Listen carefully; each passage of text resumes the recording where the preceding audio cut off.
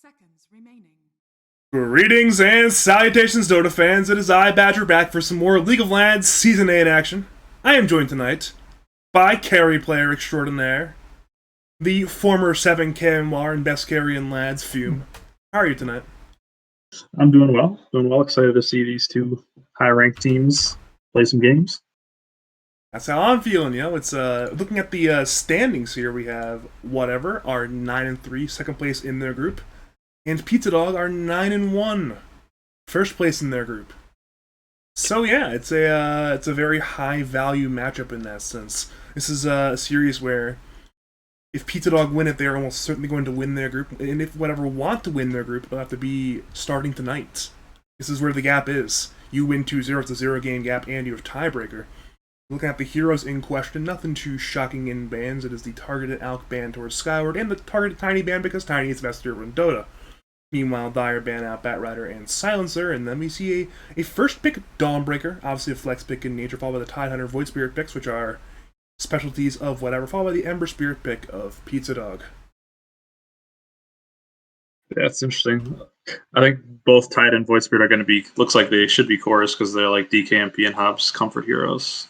It's interesting they just open up with like comfortable core heroes. 10 seconds remaining. Luckily, it's already turning out to be a pretty exciting draft hero-wise, So these are not boring heroes. Like, say, instead of having Tidehunter, Void Spirit, Ember Spirit, and Dawnbreaker, we had Batrider, Silencer, Alchemist, and Tiny, I'd be a lot less happy right now. So Agreed. I am pretty content with the actual heroes on our screen right now. Yeah. Agreed.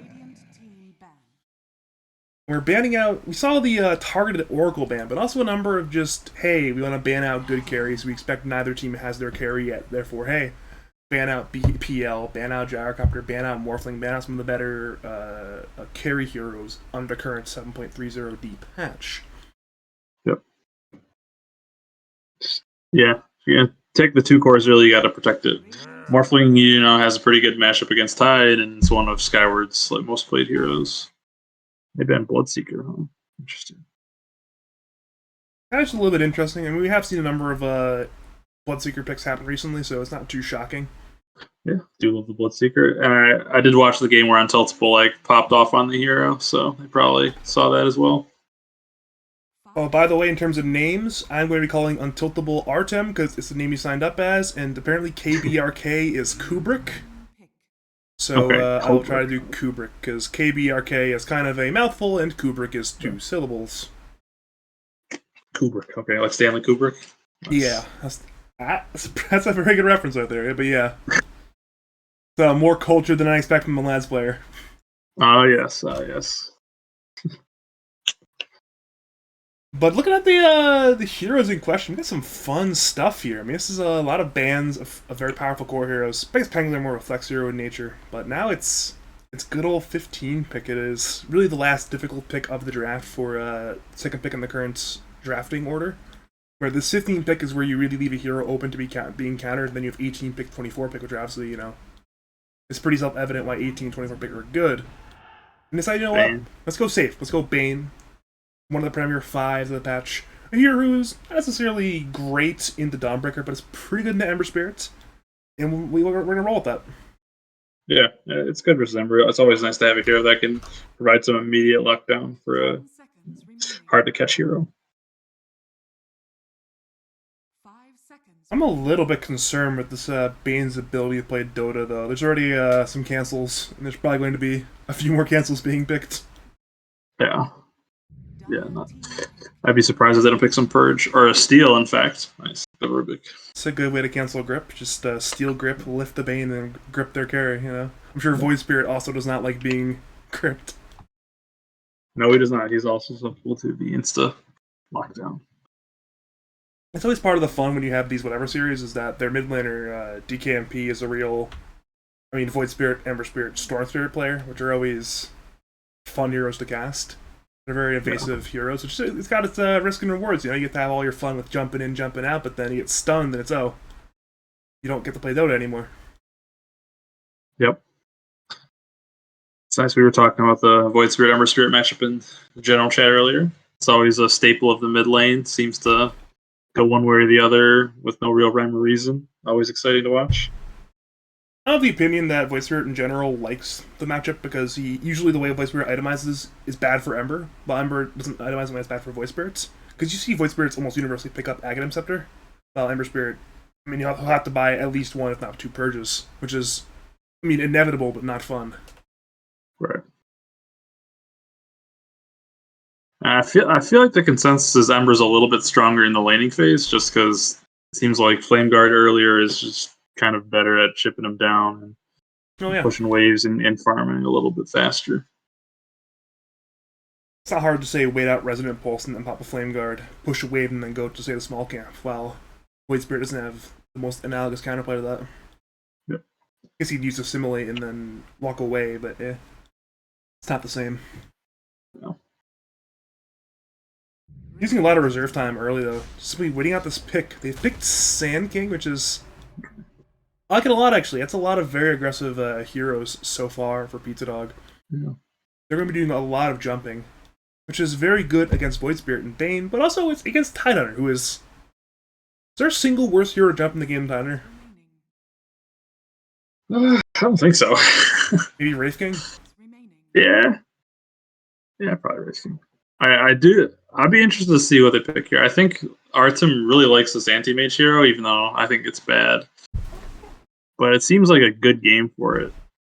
Pretty good laning in Sand King. Ember can be okay versus AM, because he can provide some physical damage and some lockdown, but Rubik and Dawn aren't that great against AM either. I wouldn't be shocked that if he doesn't pick it at 18 here, then it would get banned out in the third draft phase. I know a number of teams are aware that this guy picks anti-mage. He picked it a lot in Weekend of Lads, so... Yep. Yeah, he loves AM and PL. Yeah, that's the hard carries. So Tail 2 carries, though, I mean, PL, one of the best carries in Dota. Anti-mage, one of the worst carries in Dota, but suppose if you are good enough at AM, you can make it work. Yeah. You really just need like a really favorable lane with that hero, for sure, which Sand King Rubik can find it pretty difficult to pressure in an AM Bane lane. But maybe they'll go something else like Lifestealer. Doesn't seem bad either. Both teams really chewing up this reserve time in the second phase. Like, maybe?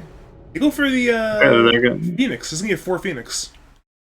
Yeah, interesting. I think I've casted Kubrick's Phoenix in their last series, one that played against the 5 above average dudes. And it went pretty well, so it's not too shocking to see it back. I mean, this team seems to like picking a... Yeah, how long have you watched Dota for, Fume? How long have I watched Dota? Yeah, you watched Dota back in like 2012. Yeah, like TI2 was probably when I first started watching Dota. Yeah. This is like a really similar... This is a really similar style to like 2012 era LGD, where they just pick like these 4 team fighting heroes and pick a hard carry. That's the sort of style that whatever's really gone for a lot. Yeah, they've really invested themselves in like 3 big cooldown, big team fight abilities, and one hero that can kind of fight all the time, and then Dire just has like 4 heroes that just run around and fight all the time, pretty much. So it'll be interesting to see. Trying to be a lot of pick-off potential for Dire, but Radiant, they don't want to play a pick-off game. They want to play the team fight game, which is always a fun, contrasting style matchup in that sense. My question is, what carries would be left here? Because, I mean, look at the ban phase. It's 3 more carries being banned out, so we're running out of carries. Dire banned AMTB, and they banned the Slark, and waiting on the last ban. 5 seconds remaining. I guess Luna, Sven, Clink's all available. No. Hop in a time machine and people a month ago would be shocked by that, but what can you do? Nothing really stands out as a great game for Dire. They banned the Ursa. I was going to say Ursa maybe, but they banned it. They're just protecting their Phoenix, so you know what? Ursa can hit the Phoenix. No. No Ursa.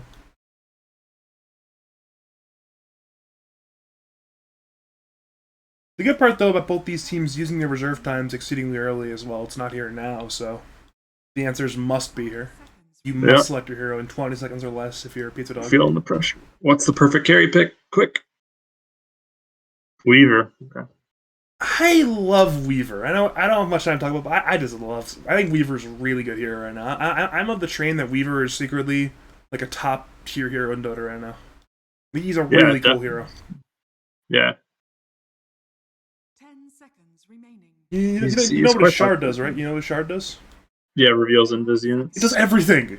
Just three things. It does 3 things. It would be worth buying if reduced cooldown of the swarm or revealed invis or gave the double hit on every swarm unit, but it gives all 3. Yeah. It's so nice to have an ability like that as a carry in late game because you just don't want to have dust in your inventory. Oh, that's so nice.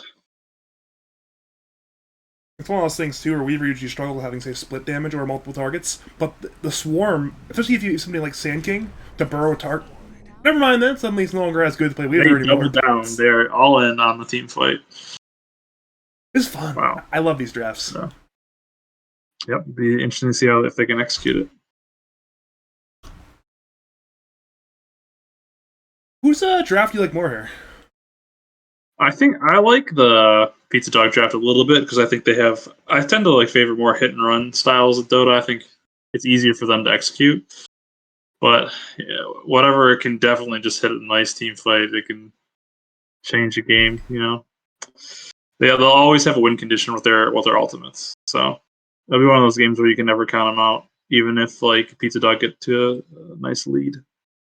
I think after watching their last series up against 5 average dudes where they turned 2 losing positions into 2-1 games, I like the team fight. I'm gonna give it to whatever. Yeah. That'd be good. It'd be fun to watch. Apparently, we're seeing a little bit of all chat going on here. We're seeing a have fun ET. ET responds. This is the only time I can play this. I'm still sad that ET never responded to my... oh, there it is. He responded eventually, but... I was trying to banter with ET in the lobby and he didn't respond for 15 minutes, so... alas. Maybe we'll banter later. But on our actual screen, though, we are jumping on... oh, we have a pause. Nope, never mind. Just a disconnection. We'll pause later. We do have some Dota on our screens quite soon. If you are just joining us, welcome to game number 1 of a 2-game series with Team Whatever on the Radiance and Pizzadog on the Dire, 2 of the contenders currently in Group A to win the group. My name, it's Badger. I am joined by the one and only Carry God Fume, and hopefully we are in for some good Dota 2.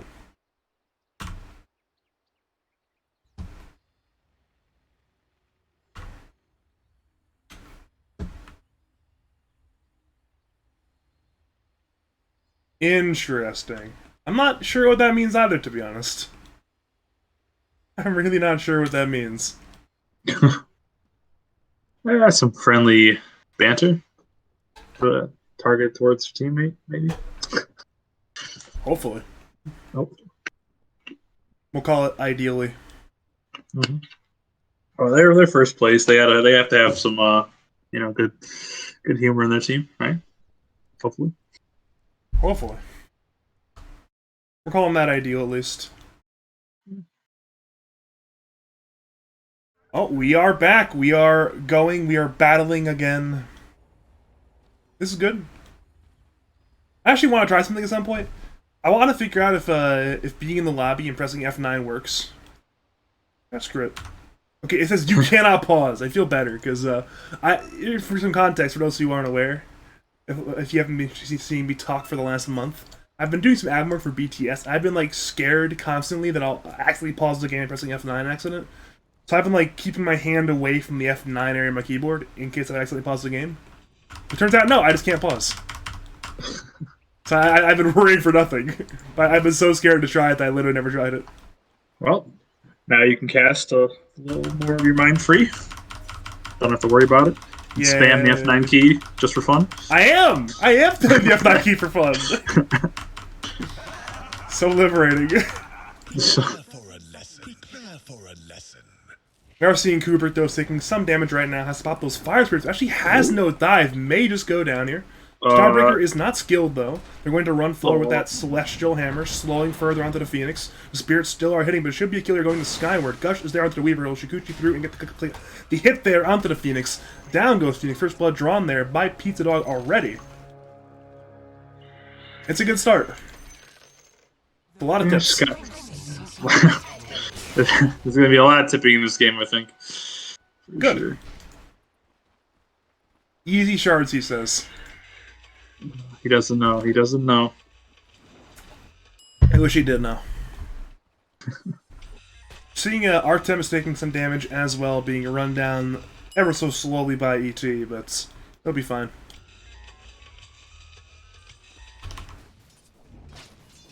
Yeah, I'm trying to think what lane's going to have like the most action. I feel like it's going to be this like top lane. It should be. Keyword is it should be. You never know at Dota sometimes. I'll also be watching all the lanes, but most of the attention rightfully probably should be on this top lane. Especially right now where it's simply running forward, harassing out Hobbs. Spirits are there, but it's some crazy trading going on right now. Both these teams are really throwing out abilities like it's going out of fashion.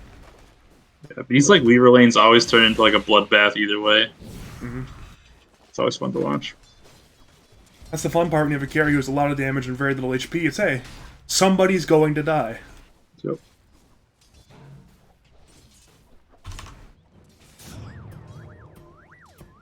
And looking over at the mid lane is Amber Spirit Voice Spirits. Enjoyed looking at it now, because last time we look at it unless somebody dies. Bot lane. I don't think Mrs. Void should die at all unless Sand just outplays the hell out of Artem, but... yeah, should be. I mean, this is one of the better carries in Lad. Shouldn't get too outplayed. Yeah. In top lane. Back to our good old buddies in top lane. My prediction is that will be overall fairly quiet laning phase. I think all these matchups are kind of even, and all the cores are just kind of going to trade farm. Sad but true. Actually, never mind. It's Kubrick who's being gone. He's still level 1. The Starbreaker is there. Kubrick will go down to Xeriscape this time, and as will Hobbs' Courier. Not quite sure why it was there, but it's for the Ring of Health, I suppose, but it's certainly dead now. Yeah, Kubrick just kind of got caught out in no man's land again. Tough. That's part of the power of having that level of damage there, where Phoenix also is level 2. Well, it's not even a chance of a kill, but no. It's a 1 level advantage there for that Dawnbreaker Weaver combination. Yep. Few things more juicy than a level 1 Phoenix and a level 1 Mirana. Two of those heroes that you love to see level 1, you can just go on them. It's beautiful. It's just so fun. Yep. That's the good part about being able to cast with our carry player is it's okay. We can have shared anecdotes about killing Moranas and Phoenixes. But now bottom lane, the fight is there. Lift is there onto the Faceless Void. He'll then walk away, and now it's Fox, who is hitting ET, now turns to Sheepstick. Artem returns to hits. Sheepstick has no burrow, but will be fine, so... a lot of HP being used, but nobody dead in the very end.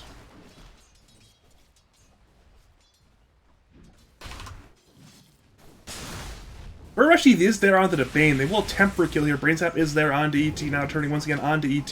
Nightmare, though, was cycled onto Artem, now cancelled. ET's on the run. Time dilation is there, only on the Rubik. Meanwhile, it's Sheepstick running at Fox. Both of them are low. Fox is under the tower, seeing Artem still run at ET. ET's fine. Back to the Burrush, it's there onto Fox. Brainsap is there, though, onto the Sand King. Now it's a man fight right now. Both of them might just go down. Fair Fire once again is there from Fox. Sheepstick's on the run. Sheepstick will try to run, is slower than Bane, though, and will go down. Wow. I love Dota. Yeah, that was an interesting choice. They like kind of went on a Bane that was already level 3 when they were both still level 2. Literally underestimated the level 2 brain sap. It's too powerful. It's a very, very fun ability. We see actually swarm there onto Kubrick. They're going forward with Celestial Hammer. Xeriscape is chasing, wants to skill. Starbreaker will miss, but Skyward now under that tower. It's one more hit for the kill. Yes, it's there. Now 3 kills in the top lane for the Skyward Xeriscape combination. All 3 kills going onto Kubrick's Phoenix.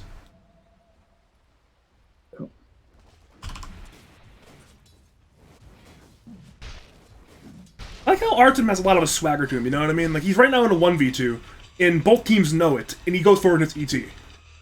Like, you have to have a lot of confidence in your own ability to play Dota to do this. Yep, you do. Either that or a lot of foolishness, one of the two. Well, it was good in that scenario. He didn't really feel too threatened, and then keeping Rubik low kind of helps him out. But ET had a sub with him, so he kind of just pops it and goes back to right-click in the void. That's been most of this gameplay is Rubik hitting Void and Bane trying to stop that from happening. Seeing top lane though, Hobbs being gone on, we'll try to TP, but it's not there in time. It's now 4 kills in the top lane. A killing spree to Skyward. My lord, this top lane is an utter and complete disaster for the Phoenix Tide combination. And now, Lift is there onto Artem. He now time walks in looking for ET. The Nightmare is there, but it's now cancelled. Fox is low on the Bane. Brainsap is there onto the Sand King, and now Fox is under that tower, and Artem is trading, but has no time walk for 15 seconds. So must now walk away. ET remains hitting him as Fate Bullet in 5, but it should not be a kill. But we just cancel out Salve there on Fox's Bane. So once again, just across the map, it's good trades for the Dire. Yeah. I thought it was going to be a little more even, but it looks like Dire's playing away kind of in both now these side Burrow is there lanes. as well. Down goes Artem on Faceless Void. It's another kill. 5 kills for Pizzadog. It's just a bloodbath. Yep. And now mid lane, Bingu might go for it. Never mind, no, it is not. I thought he might go for the dive there with that level 6, but it's only 1 charge in Remnant left, so no dive quite yet. When he gets a regen rune. Yeah, Bingu is one happy Ember Spirit. He'll even just leap on and just do damage, knowing, hey, I have infinite regen. You do not. What are you going to do about it? Bot lane, meanwhile, they're going on to ET. Brainsap is there. Artem dilated as well. Down goes ET. They now turn on over to Sheepstick, who's not at the time dilation, but is in a sandstorm. Dust is there for the Bane, but it's now going to be actually walking into his entry for Sheepstick. She may be in danger here.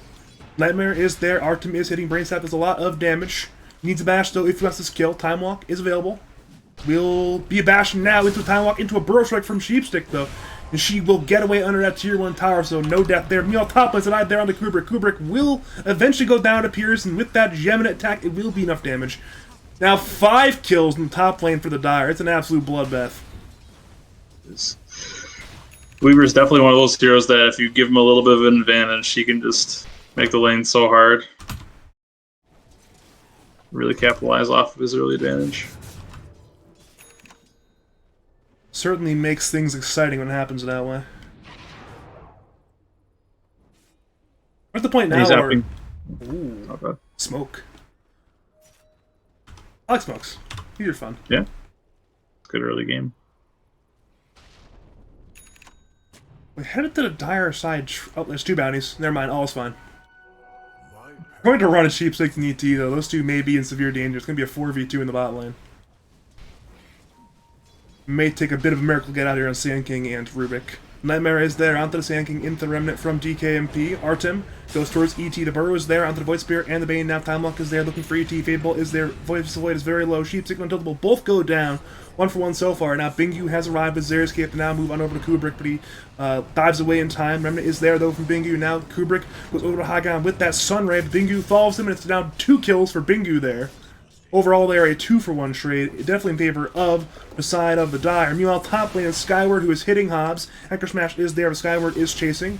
And indeed, another kill there for Skyward. He is now 5-0-1 on Weaver, and Pizzadog are beginning to amass quite the lead. Yep, this hero's gonna get spooky. Very spooky.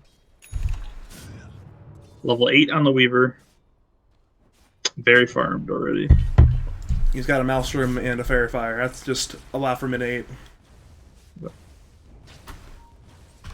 Radiant's top tower is under attack. I'm a little bit concerned, though, for whatever. They may simply have to rely on their team fight. I mean, at this point, if you're 2k down, minute 10 or so, do you try to force the fights early if you're Radiant? Do you just try to farm for some key items? What's the gameplay here if you're... oh, never mind. Artem... Oh, never mind. There's no change from Bingu. They will instead go over with the Chronosphere now. It's there on 3. Bingu left in. Now we're seeing DKMP arrive. Remnant is there onto the Sand King. They're diving the tower. The chains are there onto Artem. Artem is in danger. So is DKMP.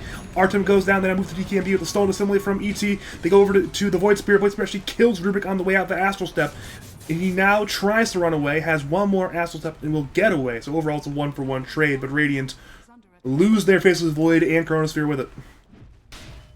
Yeah, it was kind of a weird play. It seems like Phoenix and Bane both went to the top lane, And then Void just kind of hit a nice chrono, but had really only the Void Spirit to follow up on. So he just ends up dying afterwards. DKMP gets a 1 kill, but really not worth losing the Void there. And chrono. And Kubrick might just die here. Skyward is gripped. It's a fantastic kill there for the Radiant. It's a 3v1, and they certainly bring Skyward down. The tip gets returned. You'll love to see it. Yep, that's a huge kill. Yep. Yeah, that one kill changed the entire outlook of the game. DKMP, though, is in danger. Bingu is searching. The Nightmare is there, though, onto the Ember Spirits, and Phoenix will now stick some Spirits there onto Ember Spirit. Xeriscape has arrived, has that Starbreaker, will use it onto Fox. Fox attempts to deny it to the neutrals, but Bingu grabs that kill there on the Bane before the neutrals can. So simply one more kill for Pizzadog, and they scout out the stacks here in the Radiant side track camp. Yeah. This was kind of Tide's way back in the game. He kind of really needs these stacks to catch up. We've seen it before with Hobbs where it's he's at a very rough landing phase on Tide, and then recovers with the stacks. Yep. And right now it's snack time. Yeah, it looks like they're not really getting contest, so he should get them for free.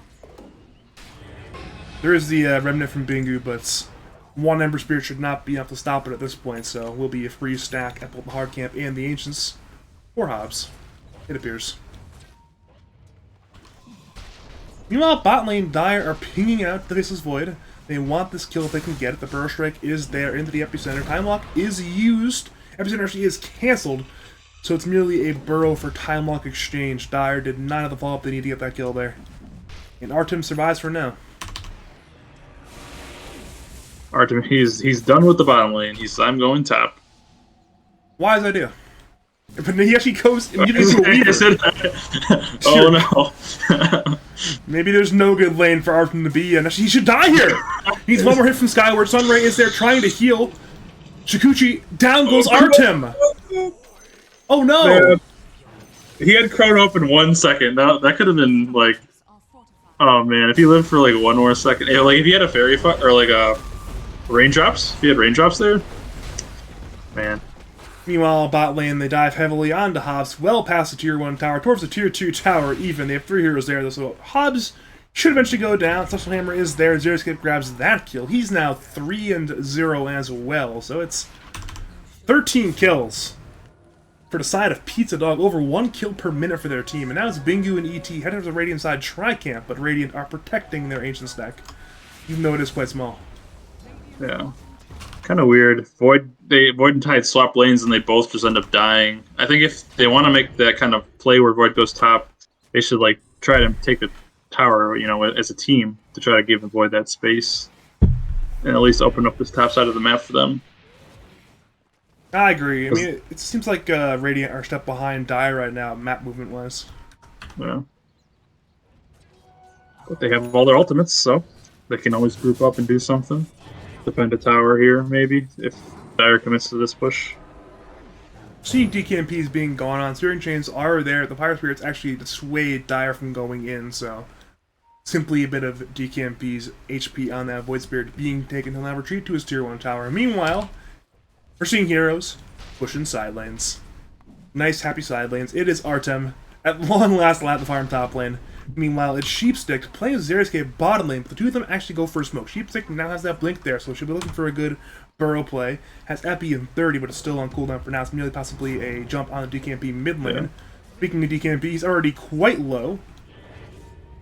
Burrow yeah, he's in a lot of danger. Yeah, Burrow is there. They bring in the remnants. Down goes DKMP, and now they're running at Fox on that Bane. Nightmare is there to dodge that Starbreaker damage, but it's nowhere near to stay alive now. Chronosphere, it's there on 3. It's pretty fantastic, but can they get kills? Sunray's damaging Xeriscape. Ravage is there. It's there on 3, but it's stolen by ET. Down goes Xeriscape. Burrows once again there on 2 into chains from Bingu. Untiltable. Ravage comes in. It's on 3 from GT. Double kill for ET. Now it's Hobbs trying to trade. Epicenter is there. Doing a lot of damage. Hobbs will go down. It's a full 5-man wipe in Pizzadog. Dear God, they are in a fantastic spot now. Yeah. That was an absolute disaster. Oh my god. Rubik might be the best hero to have in this game for the Dire team. Yeah, I mean, ET at long last will go down to DKMP, it appears. Burrow's there from Sheepstick. Now ET actually steals 7 and gets away from DKMP. ET Dota! styling on him right now. He truly is. It was looking pretty good too. Three-man Chrono, yeah, but it's not enough. Yeah, they're just really lacking damage. Without Void Spirit there, they just like have no follow-ups for their ultimates. Like their ultimates like stun people for a little bit, but they really don't have damage unless Void Spirit's there, nuking everything. And he had died at the beginning of the fight, so they had lost their biggest damage source early. It's quite unfortunate. I don't think he had buyback either, so it's not like you even buy back and say TP to tier 2, which you see a number of players do, but if you don't have the gold, then that's not a tenable play. Yeah.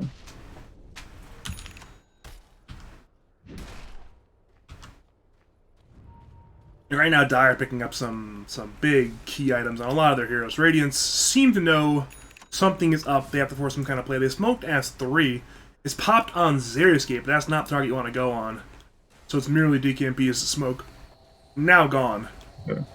And Dire continues to use the mid-tier 1 tower. Assimilate is there, getting DKMP away. Remnant will hit onto Bingu, but this T1 tower cannot assimilate. It cannot run away. It will now go down. Sheepstick has a jump there on DKMP on that tier 2 tower. He will now go down with the Hobbs, who's already half HP. Supernova is there from Kubrick attempting to fight. Dire focus it down. Grip is actually stolen by ET again. Onto the Bane this time. Oh dear God. Down goes Bane. Down goes Phoenix. Down goes Tide. 4 dead once again. Pizzadog up 22 kills to 6. And I am sensing that pattern too, Skyward. I am sensing a winning position. Chains are there on the Artem top lane. They will attempt to kill him here. Is there time lock? Yes, there is.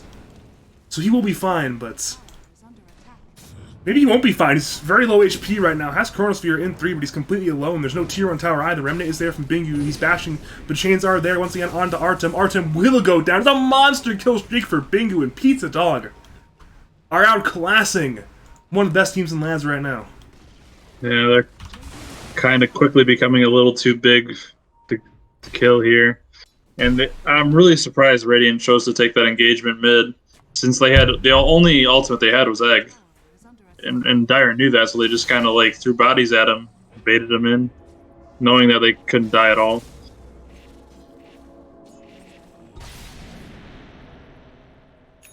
I'm at the point now where, I mean, obviously, you mentioned earlier how Radiant always have a chance to play with this team fight combination, but we're about one more bad team fight away from ET being the 4th most farmed hero in this game. Yep. And that is a very, very bad sign.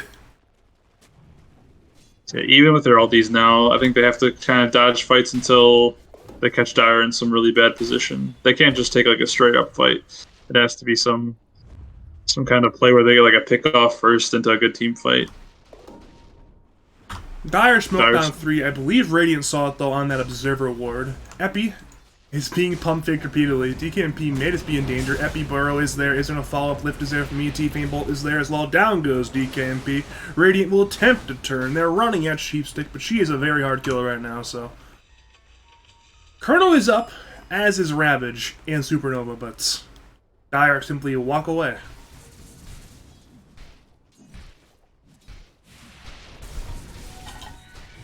Now bot lane, they're diving as Molda Hobbs past the tier 2 tower. He has to retreat all the way to his tier 3 tower almost. It's just no map control right now for the Radiants. Yeah, there is very, very small. No one's actually hitting any creeps right now. Alright, they've dusted Sheepsticks. Potentially Kill can get the damage there. Skyward, though, is backing up his offlaner. Sheepstick actually goes down. Stolen Grip once again is there onto Artem, into Solar Guardian from Xeriscape. Ravage will come in onto only one, actually. ET was the one that got hit by that one.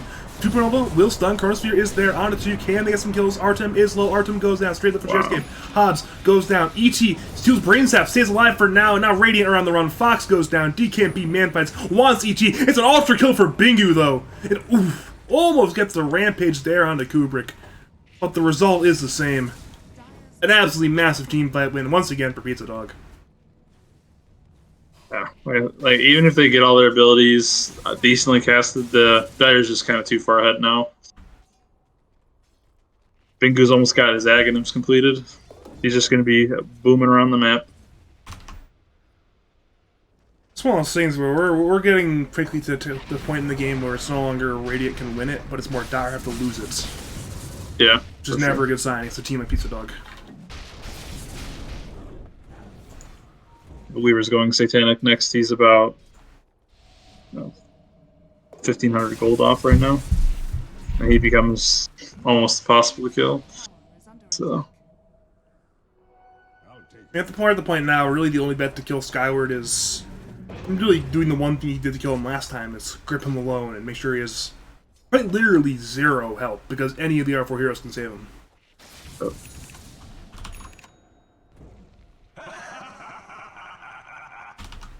A lot of laughing in the chat by Radiant. Perhaps they're still in good moods, but yeah, I mean, they're doing their best to farm some items. Prepare for the inevitable, I suppose. With the inevitable is coming, I mean, Dire are once again taking up some prime real estate in the Radiant side jungle. They're running a DKMP. Is there a stun in time from Cheapstick? Yes, there is. It's Burrow into the right clicks from Skyward. DKMP to simulate, tries to stay alive. Bingu is there. Down goes DKMP. The Starbreaker stun to the Fox as well. Bane will go down, and that's just 2 more kills. Another TPing for Artem on Faceless Void. He's on the run. He time walks away. Bingu will not chase. So it will be no kill onto Artem at the very least for the side of whatever, but yeah. 2 more kills.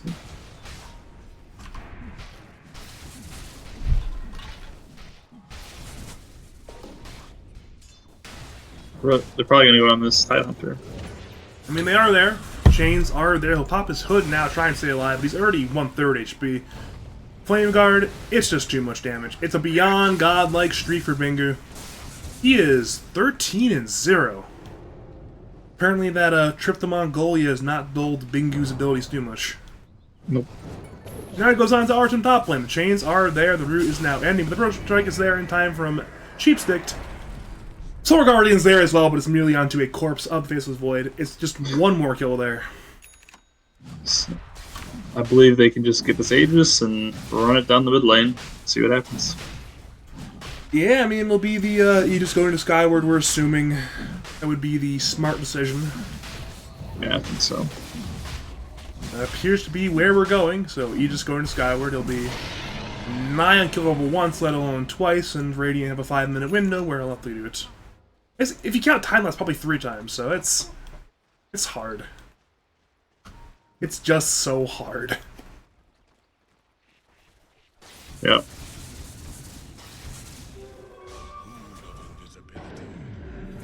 It's almost anticlimactic how much of a lead that Dire have right now. It's just like we all see the writing on the wall. Like, it's hard to say, oh, if Radiant have a chance to win this game still, where it's possible. Yeah. Nothing's impossible. It's just it's gonna be hard. Everything to go right. I mean, technically Dire don't have any BKBs, so they have a chance, but they need everything to go right. We're talking like 3-man Chrono, 4-man Ravage, 5-man Supernova. It's hard. We're seeing Artem's being going on mid lane. The chains are there from being Chronosphere's there on 2 into the 2-man Ravage, but it's once again stolen by ET. Returned on to 3. Lift is there on to DKMP. He will go down quite soon, joining his offlaner Hobbs, who's already dead. Bingu dives to your force, dives the fountain almost, goes to chains there. He's now gripped there by the Bane, but DKMP is actually still at the simulates. Fox is dead, so is DKMP. It's now Kubrick in the fountain. The GG, unsurprisingly, is called. And for Pizzadog, what a dominant showing. Yep.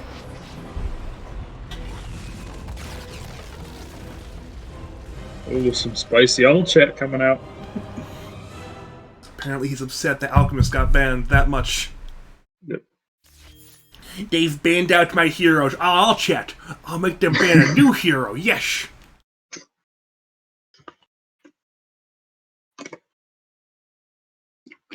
This is where your job is hard, because I mean, what can you say? Other than, wow, what a beatdown. Those games are kind of like, draft based. Like, they kind of, in those kind of like team fight drafts, you really can't lose your lanes as bad as they did. I felt like they should have been a little more even, then they just kind of got outplayed a little bit. But then it feels really hard. Like, that's why I favored, Pizzadog's draft in the beginning, because they can just take fights easier. They're not relying on these big cooldowns. They have damage. Like I said, Radiant's only damage is Void Spirit outside of an ultimate. Like, they don't have any damage dealer. It's really hard to win Dota when you don't have someone that can just pick off a hero on a low cooldown, and take advantage of some small misplays that happen a lot in lads. And Pizzadog obviously has that. Like with Sand King, Dawnbreaker, Ember Spirit, all these heroes, we were punish and provide damage. So I think the next game will be closer, and I think we'll find like a different kind of draft come out from whatever. I hope so. I mean, I don't want game 2 to end up like game 1. Game 1 was, I mean, it was fun in a sense. So we saw some cool ability usage, some cool Ravage deals from ET, but there wasn't much suspense and there wasn't much tension because one team was running away at the game from like minute 7. So, yeah. Yeah, for sure. And Team Whatever has the second pick this time, so I do think second pick does have a pretty good advantage in the meta right now. The problem is It's they nice. had a second pick last game too. Did they really? Yeah, they had 18, Oh yeah, 24, they last picked Void. Okay. So But, I mean, so they also first picked 2 cores when they had second pick, so that's kind of weird too. Even though they're like really like heroes they feel comfortable playing, I think you still, obviously they felt super comfortable drafting it, but I think once you get stomped like that, you kind of like take a step back and rethink your strategy a little bit. And you don't pick Tide, Void Spirit in 1-2. Okay, this is I'm gonna grab some more water. I'm gonna wait till you're back. I'm gonna wait till the draft starts so we at least have something to talk about. Do you need some water or are you good? I'm good. I'll be here. Yeah, I will get up briefly when the draft begins so I can grab some more water, and then you talk about those nice exciting alchemist bands and whatever else inside the band. Probably tiny again, but yeah. I'll see you briefly, Fume. Sweet.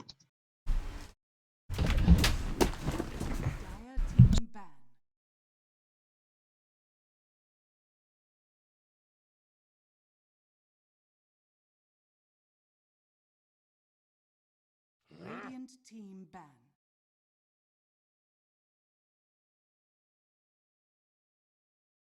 Dire team ban. Radiant team ban.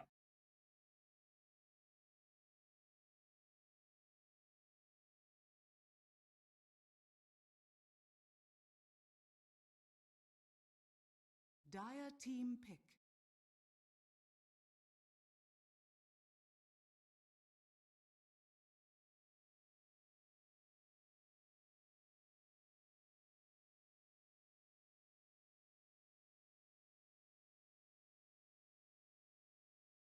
Ten seconds remaining. 5 seconds remaining. Radiant team pick. Vengeful spirits.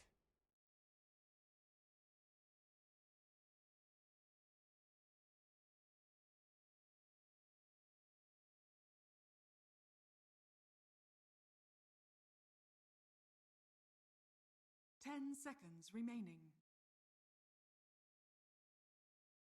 Radiant team pick.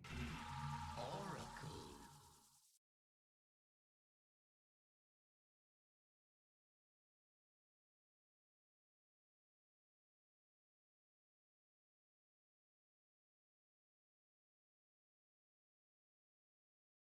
Ten seconds remaining. 5 seconds remaining.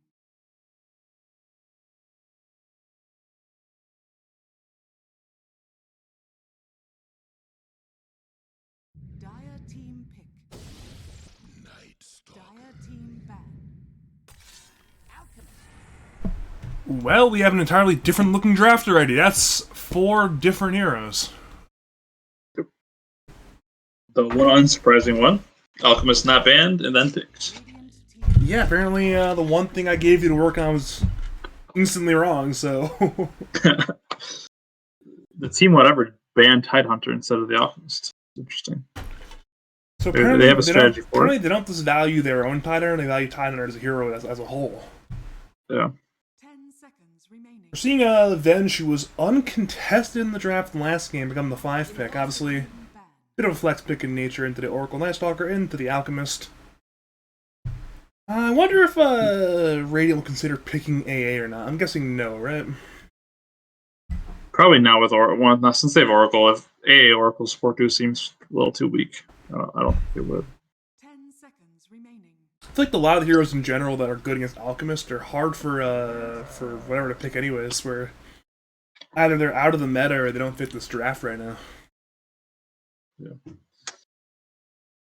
The Venge is nice with Alchemist. You get the nice minus armor synergy, save spell for him, Dire team ban. and yeah, it's a nice flex to pick early, so it can be 3, 4, 5, even 2 in some cases.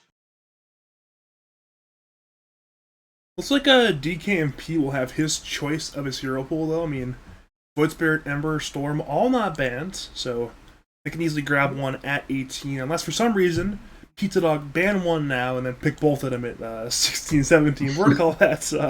They could. I guess they could go like Ember, Safe Lane, Void Spirit 4, and ban Storm, but that seems pretty bad. Team ban. Yeah. If they did it, it'd be for the memes, I think. And you know, I'd like to sometimes, see it. I mean, right now, Pizzadog, technically, they can lose this game, and if they win out, they are number one seed regardless of what happens, so they can't afford to lose a game, I think, if they really want to. Not sure how much they want to lose Dota games, considering I don't think anybody wants to lose Dota games, but... True. Yeah, and they picked Alchemist. Seems like they're tryharding. Unless it's like a pause 3 Alch. That could be interesting. That would be a real mix-up. It would shock me immensely if Remaining. decided to go Alchemist 3 rather than have the Alchemist spammer play Alchemist.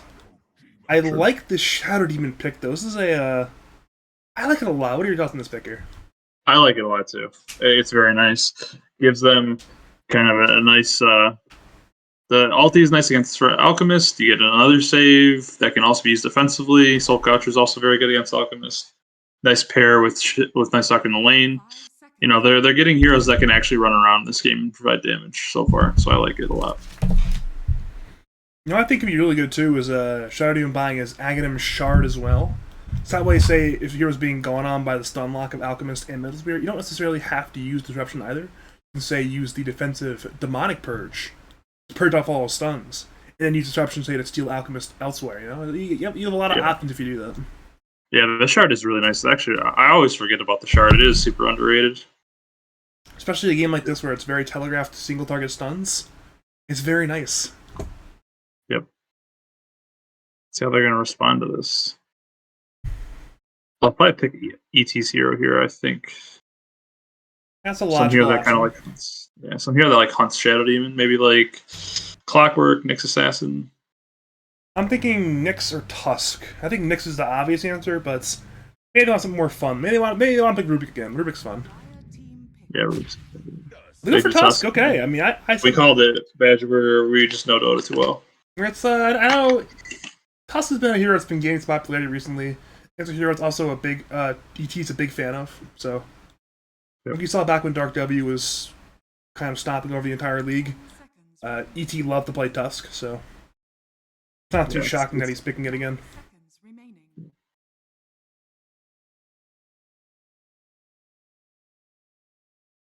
She secretly Lara's kick might be super good this game too.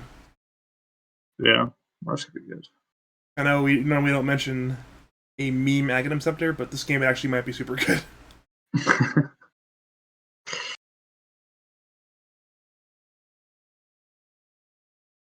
Oh, we're already using a lot of reserve time once again. Pizzadog used all of their reserve time last game in that second pick phase, and it's ringing true again. They're spending a lot of time thinking about that 16-17 combination.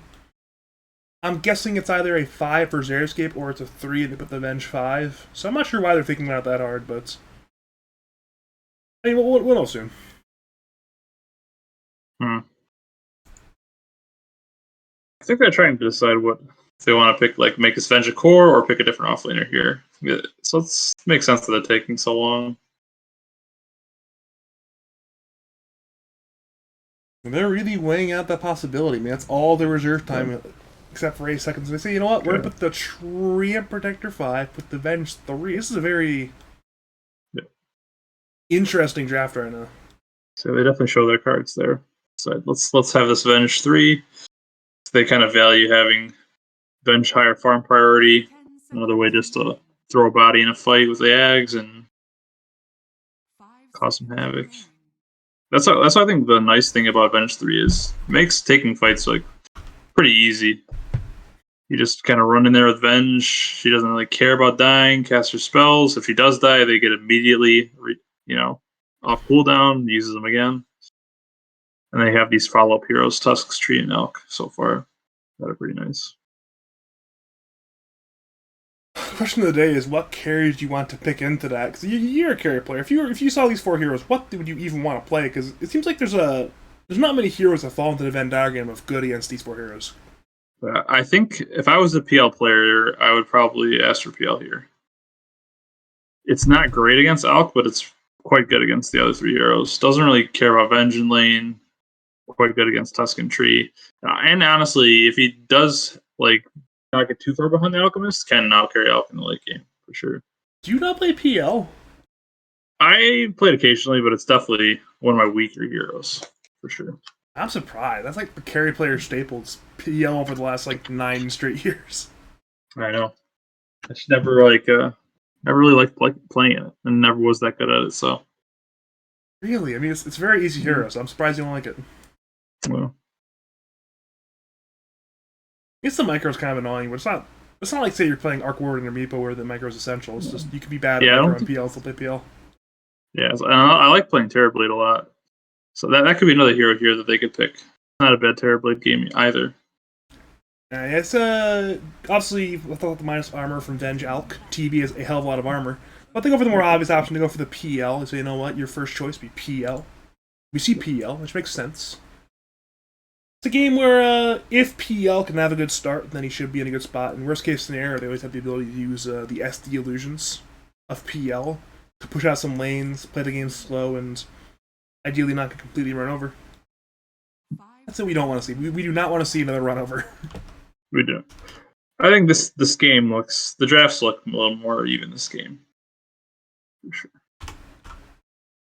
I forgot to put the team records back on screen again. But if you were curious, whatever are now down to 9-4. Pizzadog are up to 10-1. So yeah, it's still the top 2 teams in Group A, looking to play some Dota 2, and should be fun. Sure. Be interesting to see what the mid matchup ends up being. I'm surprised they already banned Lesh. They banned Ember. Maybe ban a Pango here. A lot of the heroes that are good against PL are already banned mid. Puck is also quite a good hero against PL, already banned. They could go Magnus, though, if they want to go Magnus 23 here, for Pizzadog. Interesting. That Magnus hero is very cool against PL. From what I've heard. Alternatively, they could grab Storm Spirit and say, you know what, if you want to play Storm for DKMP, find a non-Spirit-based mid laner. 5 seconds remaining. We'll have our answer, though, quite soon. I mean, it's 8 seconds of reserve time, so not much thinking time left. They grab the Kunkka instead. Bit of a Bingu classic. Yeah. Kunkka provides a decent answer against PL and kind of in the mid game, but I wouldn't say a great counter. I think he's 60% counter. Cleave's nice, but his damage kind of falls off in late game. You can never really reliably counter with PL. 5 seconds So remaining. it's decent, but not great counter to Phantom Lancer. This is it's a game where in the ultra late game, PL have a great time, but it's getting there. That'd be hard.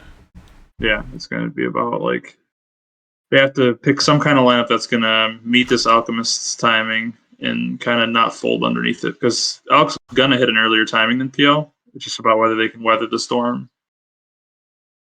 That sounds alright. They went for the obvious option. They went for the Storm Spirit to say, you know what, DKMP likes playing Storm. Let's pick him Storm. They have some decent heroes that can hunt Alchemist in the mid game. So this Alch can definitely die and have a hard game. I don't think he's going to just have a free farm game like he's had in the past in this season, but see what happens. Did you see the meme that your teammate Colonel Squid put out the other day? Which one? Go He's to content and memes. scroll up. Squid's a memer. And it's It's ringing true today, that's for sure. But Oh yeah, I'll have a Void Spirit or a Storm Spirit or we Ember had Spirit. Void Spirit game 1, we had Storm Spirit game 2, so 5 seconds Yes, remaining. I think he's. Yeah, I think every game I've watched, he's played a Spirit Hero. He's played Invoker like once or twice this season, I think too. I think you're right as well, but yeah, I mean, looking at the 2 drafts, I am after what I saw last game, I like Pizzadog's draft. I think it's a similar style of Dota. I think they'll once again be able to simply run at whatever. What are your thoughts on these 2 drafts here? I'll go with Team Whatever this time. I think I favor their draft a little bit. I think they have the right mix of like mid game, late game. They're not on like a timer against Elk. They can play into Elk late game as long as they can kind of weather Elk's like early, maybe 3 to 4 item timing around like 25 minutes, and they don't die and lose the game. I think they have a good chance. Man, if you're right, I'll be 0 for 2 in the night, and you'll be 2 and 0. Because usually I agree with my co-casters, but no, I've been opposite of you twice tonight. You know, It's good. It's good for the content. you're zigging and I'm zagging, and I'm concerned the zagging may launch me off a cliff into 0 and 2 predictions of the nights. But oh well. If you are just joining us, welcome to game number 2 of whatever, taking on Pizzadog. Whatever, they lost game 1. They're once again back, though, once again on the Radiant. In Pizzadog, they won game 1 the Dire, they're once again back on the Dire. My name, it's Badger, and I am joined by the one and only carry of X-Nebula current Frostfire Sims, Fume, and hopefully we are in for some good Dota 2. Prepare for battle. Yep. Immediate 5-man smoke play from Pizzadog. Yeah, I'm curious to see what they get out of it, because usually if you go for like the sort of 5-man smoke move for a kill, use the smoke a little bit later, but they've used it right out of the fountain, perhaps for move speed to get some wards up. Yeah, it seems to be a warding kind of smoke for sure. He's blocked the small camp of the Storm Spirit and put a ward up as well. That's ET Dota. I love this ward and that ward. I don't. Actually, if you put a sentry down right, if you put a sentry down right there, at the right corner of the camp, it would be in range of the obs and the sentry. So that's the worst case scenario for Dire is Radiant put a sentry right there. See our ping is literally right there. Yeah. That would be the D ward on the both. sentry and the D ward on the obs. But as long as that doesn't happen, these wards should work out pretty well. Yeah.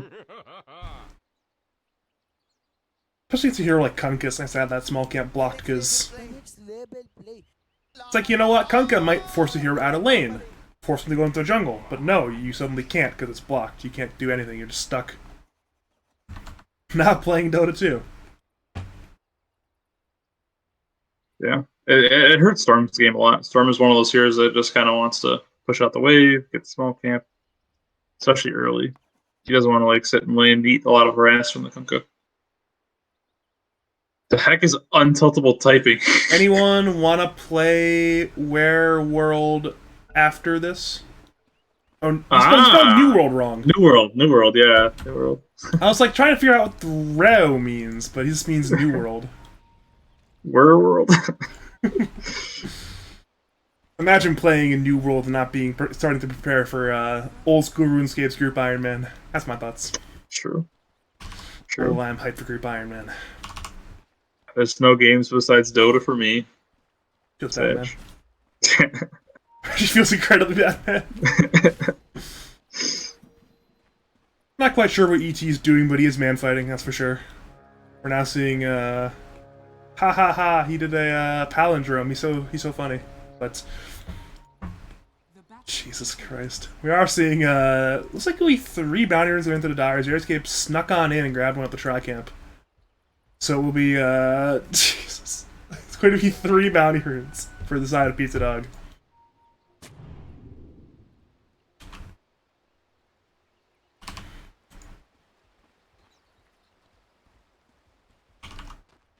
PL opting for the Bracer Tango starting items. Interesting.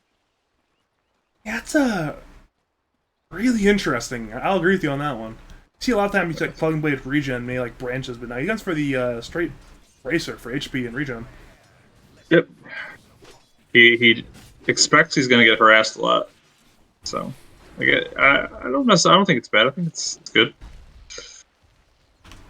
Venge Tusk is a pretty scary lane. For sure.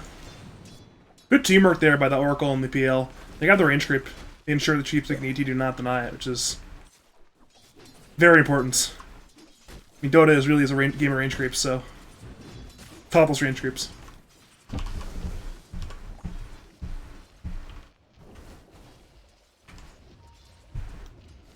Right now we have a relatively quiet laning phase, though. There hasn't been too much action. We saw one kill attempt earlier top lane, but ultimately it just simply did not materialize into an actual kill, so we may have to be a little bit longer waiting on an actual kill. We're seeing ping top lane, but will there be a kill? Disruption is there onto the Alchemist, but they're not running at Kubrick, but the damage appears to be lacking, and they'll hit Hobbs as well, but well, that's definitely not a kill in either case.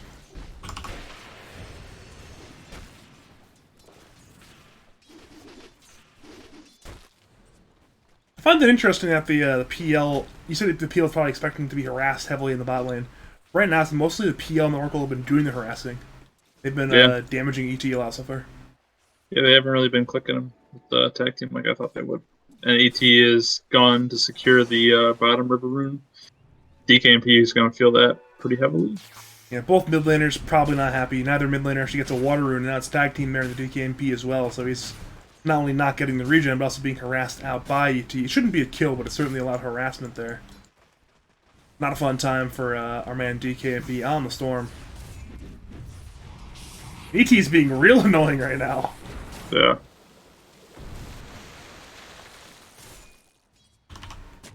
In the bottom lane, they did not punish. I mean, they knew ET was gone, but they could not get a kill attempt on a Sheepstick in time. They're pinging it out now, but the problem is ET is already back to the left side of the engagement, so it's once again a standard sort of 2v2 in the mid lane. Meanwhile, though, Hobbs actually is being harassed out pretty heavily by Xeriscape, so now we're seeing another rune being lost for Storm. First of all, actually, their bottom lane onto the PL. That is more lane problems for whatever. Structures are fortified. Bracer did not stop him from dying, unfortunately. I'm concerned where their Storm has gotten no runes so far, and their carry has died. That's very bad. We're seeing Hobbs being hit very heavily by Xeriscape as well. It's just everywhere you go, it's bad right now. Now Tag Team is there once again hitting the PL. Dire are trying to kill once again onto the PL, who has no doppelganger. He's being hit by ET and Sheep. Red Whistle's up in 3. He made his die in 3. He's trying to juke. Dire don't actually have vision on their tower. They shoot missile onto the Oracle. So for now, Artem, the Untouchable, will survive. Salve is there, so no kill this time. Yeah, if he died there, it would have been really, really rough. But yeah. He gets salved back up and he feels okay. And now they kind of have the HP advantage in the lane now. And they're actually seeing a big fight top lane. Hobbs is low. Hobbs will go down. Will there be a counter kill on the Skyward? It's only level 1 poison though, so it shouldn't be enough damage. It'll certainly hurt, but it certainly won't kill. Yeah, only 140 damage. You want to see an X mark there on the DKMP. Bingu will this time not deny the rune, though. At long last, DKMP grabs a rune. Grabs that top side water rune. He definitely needed that one.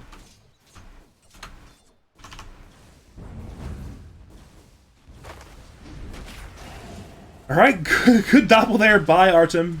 Survives a bit of a death for now, and they actually return some Fortune 10 and Westlake damage on DET. I'm surprised, though, Pizzadog are once again winning the lane so hard. They're up 2k at minute 4. Now mid lane, they're diving on the DKMP. It's Xeriscape and Bingu there at the torrent. DKMP will go down. It's now perhaps a trade? Yeah, it will be a trade. Xeriscape will go down to that T1 tower, but that's a disaster for the Storm Spirits. Yeah, they've really just been running Tusk and now Tree mid just to kind of ruin DKMP's game. You know, scouting the runes, harassing them, killing them. I guess they're identifying the Storm as like the hero that's going to make Alex's game hard. So they want to slow it down. Smart. It's a big make or break play here for the Radiant. They're running at Bingu. Meanwhile, PL that's bot lane, but now it's Bingu at the Tri-Camp. Vortex is there onto the Storm. They need this kill on Bingu. Boat will come in. ET goes down bot lane. Back to the Tri-Camp. Boat is there onto Storm Spear. Sheepstick dies bot lane as well. Once again, Radiant are running at Bingu. It's 3 heroes there. 4 Technical Poison are there onto the Kunkka. He's trying to survive. His Xeriscape on the way, but is it enough? Intergrass is there on the field. Bingu will go down. The Shadow Poison damage was too much. Very important killer for Radiant, picking up Bingu, but Bingu grabbed the lion's share of that stack, which is not good for Radiant. I missed 3 kills bottom lane doing that, but you know what? Help was worth it. I want to know who's going to take this big-ass Ancient stack. The Ancients are stacked like 4 times. I don't know who can take it on Radiant. Alchemist, I guess? I don't know, I can see that on the Radiance, but... I mean, dude, if Alex sees that stack, oh, man. I'm not sure if Bingu scouted the Ancient stack while clearing the hard stack. He certainly grabbed the hard stack, but... He saw the double stack earlier, for sure. I don't think he checked the Ancients that time. DKMP is now trading with Xerioscape. Vortex is there slowing the tree, and that tree is running at DKMP. DKMP is low on mana, but now in comes Hobbs on the rotation with Kubrick into the try camp, and now in comes Bingu as well. Torrent comes in, Xerioscape goes down. But can Bingu do something? He's trying to hit there with the Tidebringer, but Nightstalker appears to be a bit too tanky. He's now running into the Louise boat just for good measure to survive. And certainly will survive, but actually, they protect their storm, which is good. Yeah, now he can chill in the mid lane for a little bit, no boat. Ever so briefly, this game is not as bad anymore. Ever so briefly. Now bot lane once again go on to Artem. They'll do some damage, but he should survive. He has Doppelganger once again, leaves it to dodge the snowball stun. Xerioscape though on the dive. Nature Grasp there on the 2. And now it's ET tanking the tower. ET will go down, but can Dire get counter kills? They're still diving. Xerioscape is now deep under the tower. Chief Think tanks the tower. Now in comes DKMP on the rotation. Bench is low. Bench goes down. And Xerioscape will escape, but the problem is it's a 2-for-0 trade, all in favor of the side of whatever. Yeah, a little bit overzealous there. Yeah, they should know PL's always going to be able to doppel that. Dire's top tower. Yeah, it's not a very particularly difficult spell to dodge, Snowball.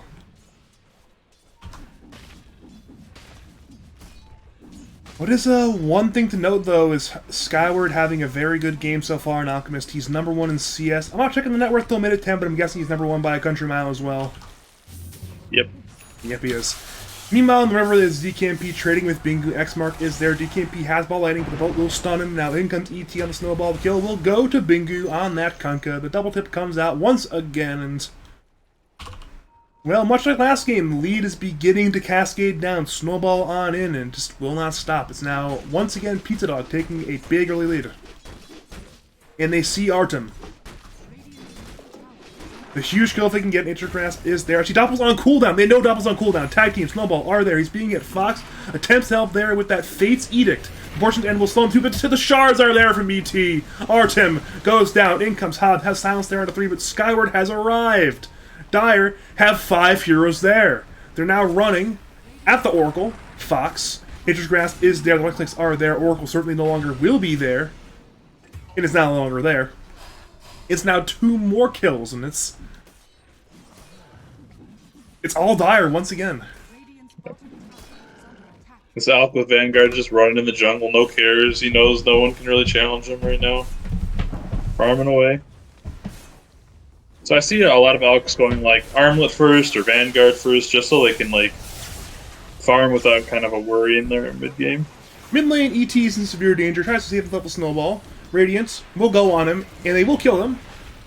But now Dire TP in. They have 3 here defending. X-Mark is there onto the Storm Spirit. Alk comes in. Alk is low. Both those stuns on the Hobbs. Hobbs will go down. Their Radiant once again are on the run. Fox tried to salve, but it was canceled by Sheep. Sticks Wave of Terror. Down goes Fox to the tiebreaker damage of Bingu.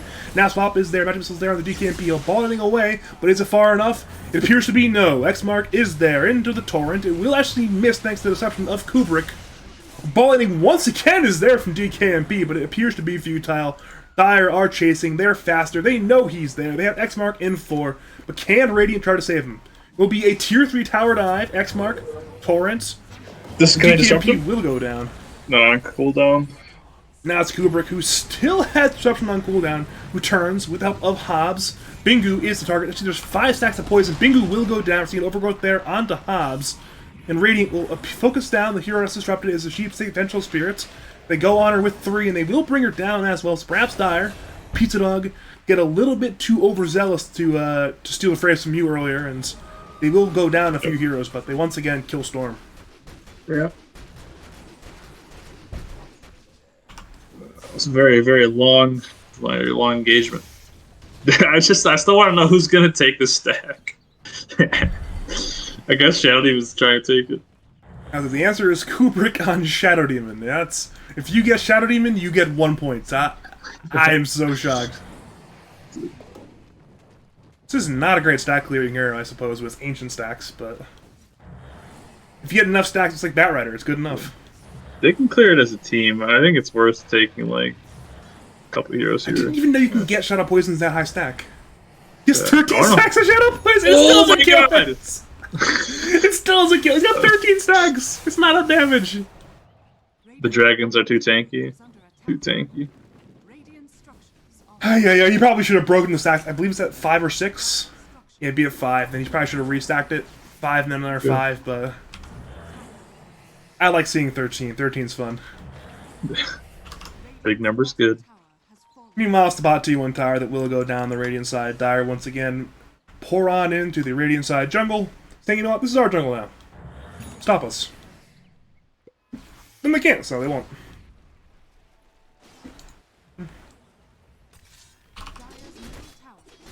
Okay, let's see here. You're saying?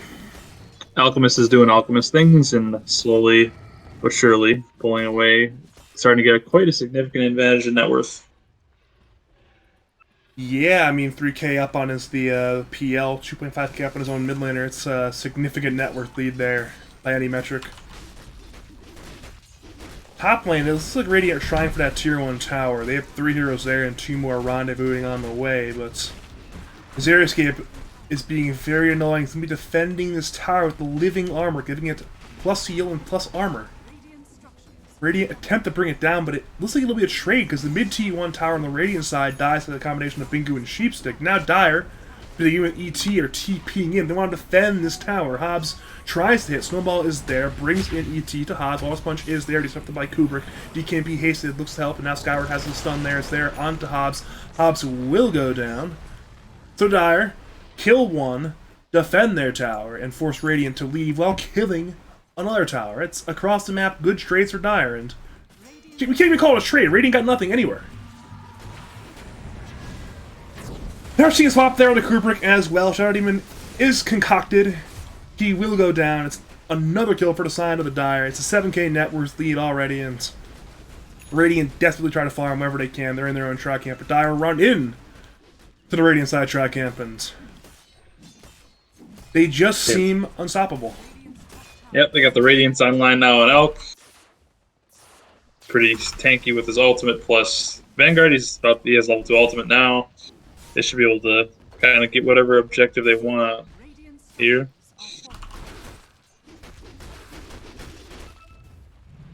Radiant attempt to do damage to the mid T1 tower, but it's just so futile. They don't even try it. They simply let their top T1 die and they just leave. At the very least, Storm grabs a regen rune, but they're going to need more than one regen rune to start turning this lead around. Yeah. Alchemist would be a really good kill, but I don't know. They have to blow like everything to kill Alchemist. Pretty hard. Chemical Rage plus Vanguard. It's hard. Yeah. Nightsucker's going Vessel, but he doesn't even have any urn charges yet. Radiant, they desperately want to fight mid lane. ET snowballs with Xeriscape. Boat comes in comes DKMP. Balls on the 3. Bingu stunned. Xeriscape dies. Wallace Punch is there onto Hobbs' Night Stalker. ET will go down as also Radiant. Desperately circled mid lane to force a fight, and they kill 2, but it is only 2 supports. And they've immediately smoked up looking for another kill. And they see They know they have no boat. Yeah.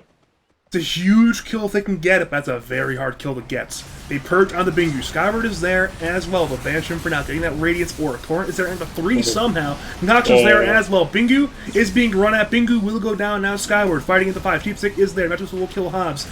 And now Skyward goes forward, running. Has Concoction there on the Fox, who's running towards the Dire Tier 1 tower. Fox will go down now. In comes ET, who has rejoined the fight. All Punch is there on DKMP, but it's no kill quite yet. Chards are there onto Storm. Storm is actually out of mana. Can they kill him? It appears to be no. Soul Ring. Ball ending. Now Concoction is dodged by Artem as well. He's trying to run away from the Tusk and the Alchemist combination. Meanwhile, it's Shouting being run at by Sheepstick's Vengeful Spear. Back to mid lane once again. Just on there onto Phantom Lancer. He's being doped under his own tier 2 tower mid lane. He'll doppel, but Concoction is there. It stuns. Down goes PL. DKMP must run. Meanwhile, bot lane, it's still Kubrick. juking Sheepstick, attempts to TP.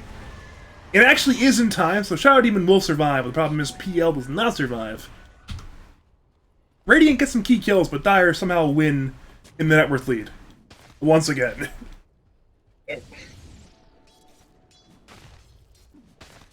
Alex just a little too big and he's joining the fights. That was a huge torrent by Kunkka. So he caught 3 heroes in his torrent, set up the Elk stun perfectly. Seeing bot lane Sheepstick's being going on by DKMP, long ball from the T2 tower. Sheepstick is low, Snowball once again comes in from DKMP. Sheepstick actually does not die to the Fortune's End, and DKMP dies to the Walrus Punch. And now as Fox in the charge, Sheepstick goes down to Hobbs with Dire. Must now run. ET stands in place, accepts his death.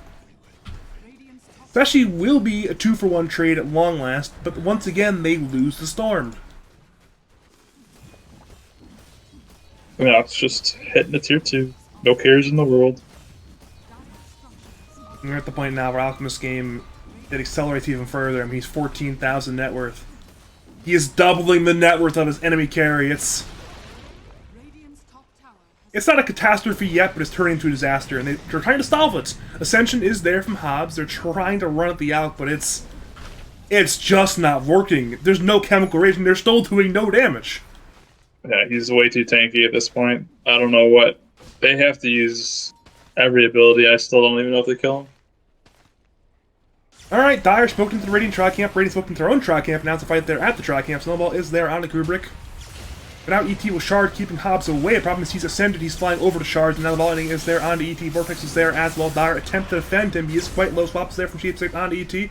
Concoction will actually stun the Alchemist. It was not used. Now Magic Missile is there onto the Oracle. Oracle is being run at. Oracle will go down. From the very end, it's only 1 death, it appears. Yeah, it will only be 1 death. ET survives, but Oracle not so lucky.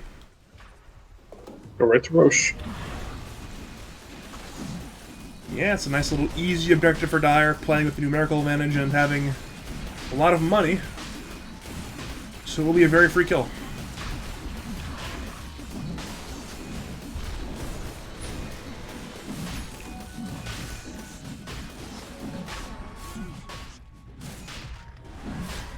Radiant actually are aware of this. They know about what's happening. Storm can't ball into the pit, but it's already too late. He just goes to Bingu actually say, you know what? You literally cannot die an Alchemist. You don't need Aegis, so he will not get it. Dire's bottom tower is under attack. I'm at the point now where you're seeing this team. You're in the other group. Are you scared of this team, this Pizzadog team? I wouldn't say scared. Ooh, fighting words. I don't think I'm scared of any team in Lads, you know? Everyone's around, you know, a beatable skill level. First thing you fight in the Radiant jungle, ET is being run at by Artem. He's trying to survive it. She should go down quite soon. Will go down now, perhaps? Yeah, Lance will kill it. Now DKMP balls in, balls out. We're seeing Hobbs as well, silencing down to 3 heroes. Now Radiant will escape. And say, you know, we got 1 kill. Let's now leave. Let's have only the 1 death happen on the enemy team. And they've done it. Problem is now stunned from Magic Missile there onto the Phantom Master. Phantom Master is disrupted as well. X-Mark comes at the turn, but it's dodged by the self-destruction from the Shadow Demon. Overgrowth will miss the Wall Doppelganger Doppelganger. Now Dire dive the tier 3 tower. Alchemist has a stun there onto the Oracle. Oracle will go down there, diving as well to the PL. PL is slow. DKMP is back. Ball again onto Bingu. Bingu has that Aegis. Sheepstick goes forward, finds Untiltable. And now it's Bingu who has the X-Mark there into DKMP. But he will ball away in time for the torrent. Now Sheepstick goes down to Fox, but now Sheepstick has the Ag's illusion. Swaps skyward in, but there's a disruption from Kubrick.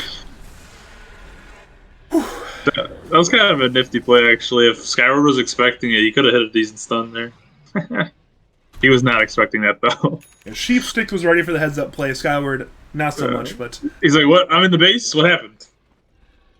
Skyward has money. He doesn't care. He's fine. Yeah.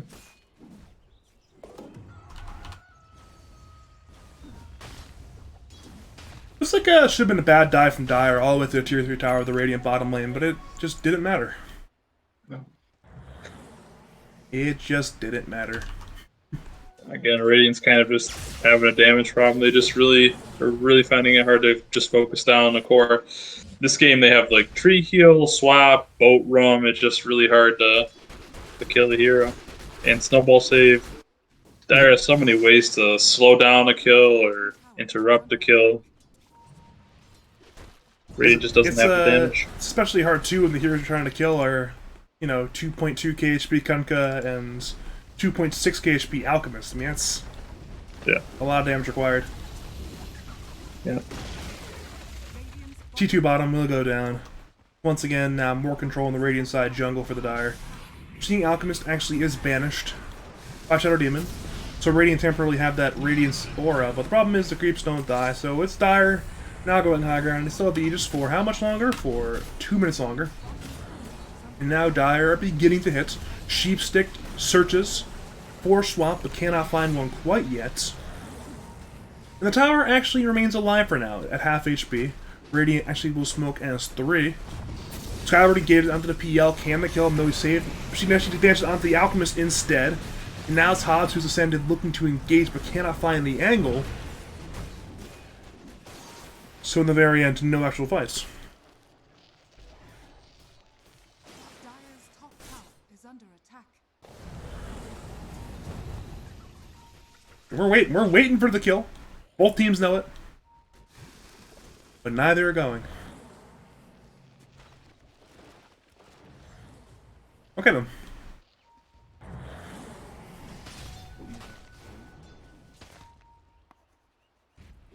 Not sure what the plan is for Dire. I think their push is stalled.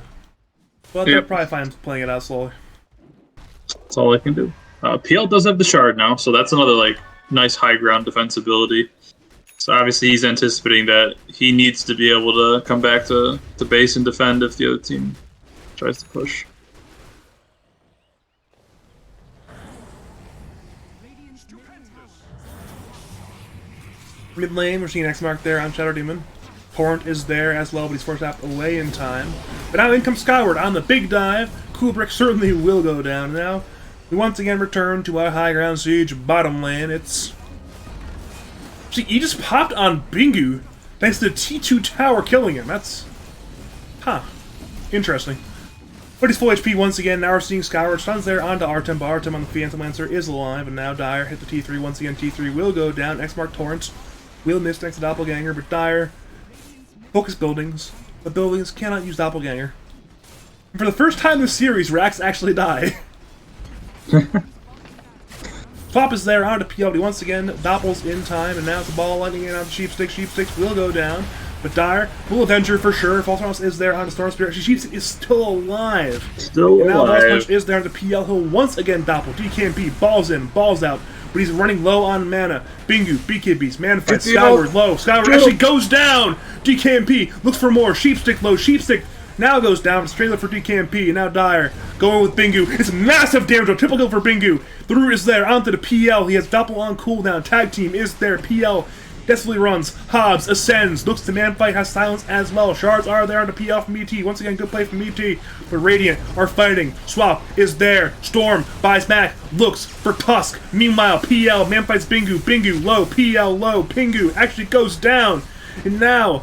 Dire are on the run. Xeraskip goes down, and Radiant look for more. We see TP away from ET, but he's the lone survivor. Radiant lose so much, but at long last, they win a fight. Real talk, they should let this Venge respawn. They should not kill this Venge. I don't have an option. Venge might just kill their PL. I mean... Alright, Venge is back, and now they played it smart. They played it smart. Ball ending is there. PL is there. Sheepstick attempts for the missile there onto the PL, but it's not there in time. And she almost finds the kill on the PL, but it's not enough. Now Skyward, though, has arrived. Sheepstick's illusion this time is dead. Now Skyward on the run. They know he's alone, actually. And he's already popped his ulti. That's kind of a hard chase. It is a hard... It's still really very hard. No more nighttime. There's no way. Actually, Skyward goes in, finds Shadow Demon. Kubrick will go down, but now Radiant bringing the TPs. No, it's Dire who bringing the TPs, actually. Kubrick is dead, and Radiant will vacate their own jungle for the 16th time in the series.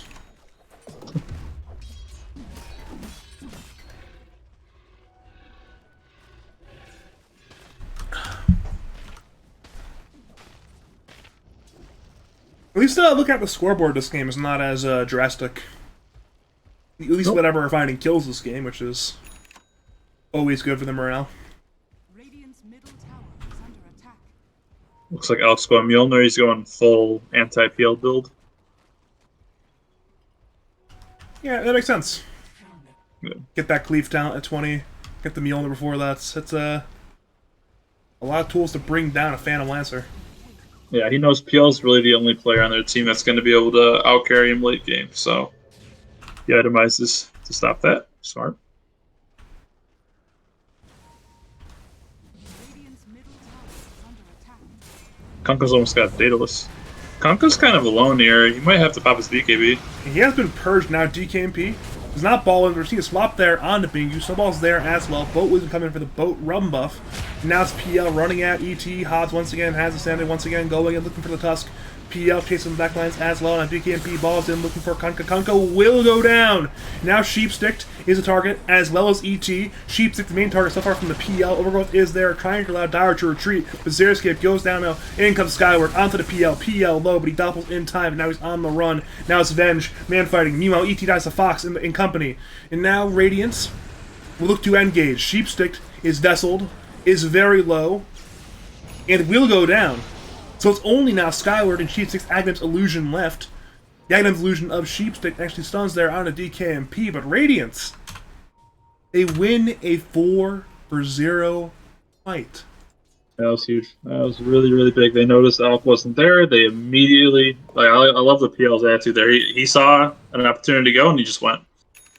They had used his shard to kind of whittle down the Kunkka, so it forced him to BKB, and then it was at that point pretty much a 3v5 engagement. So they just went, popped the Night Stalker ulti, got some big kills, were able to survive the counter exchange through Malk. And that's huge. They need like a couple more fights like that to really feel back in the game, though.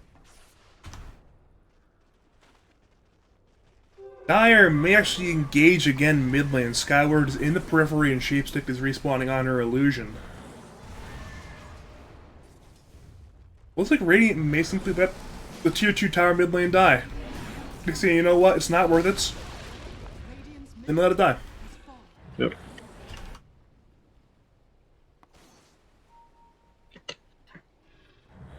Well, they're picking the Storm. Concoction is prepped from Skyward into the Blink Stun. DKP cannot ball in time. Now Torrent is there. Storm actually balls away before the Torrent is there, and he full balls all the way back to the safety of his base. Probably for good reasons.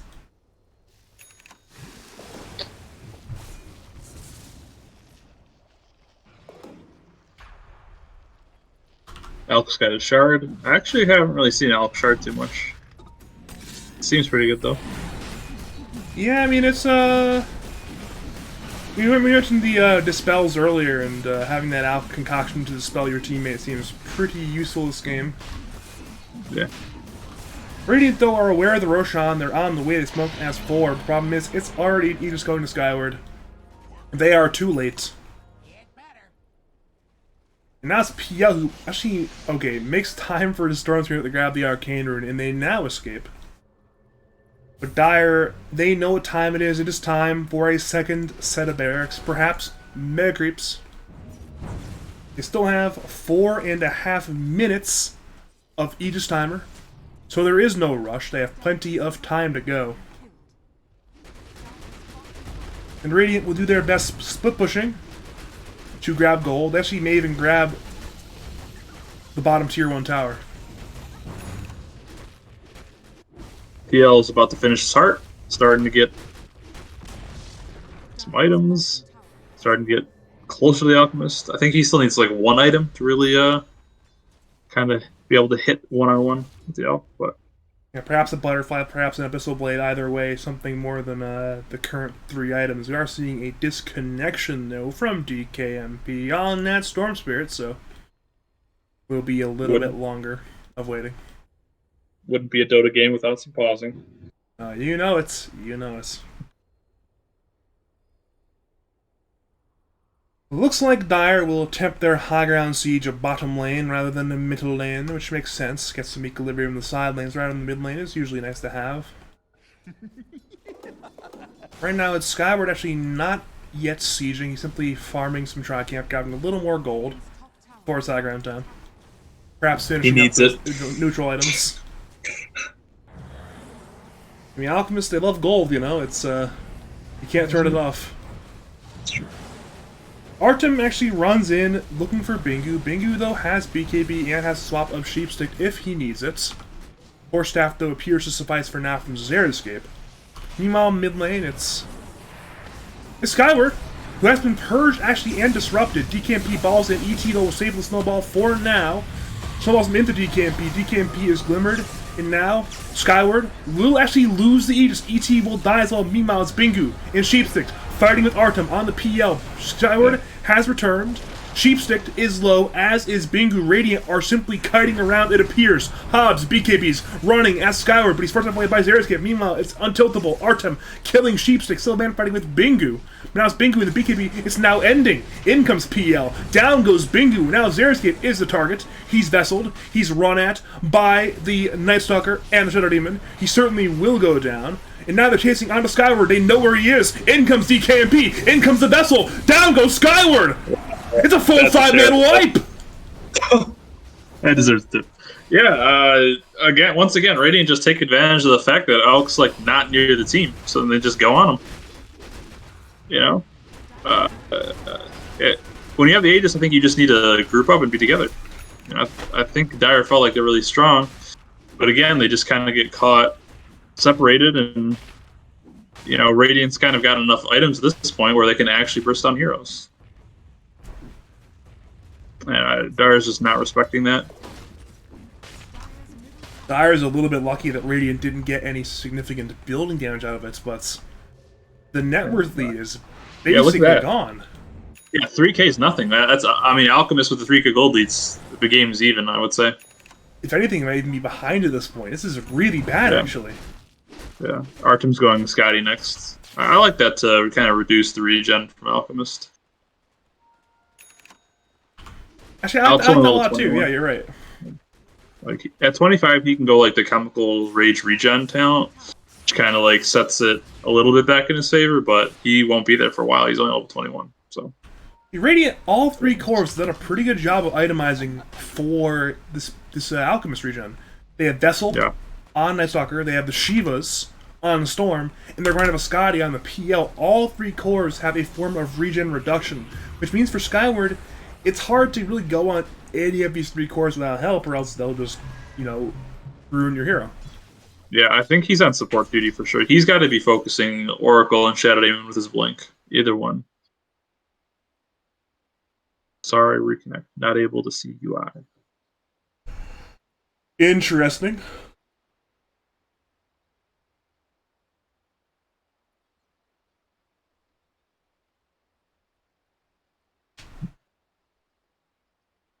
Looks like we are back already, so that's pretty fast. Looks like we'll be returning to our Dota game, which is, for the first time all series, actually very even.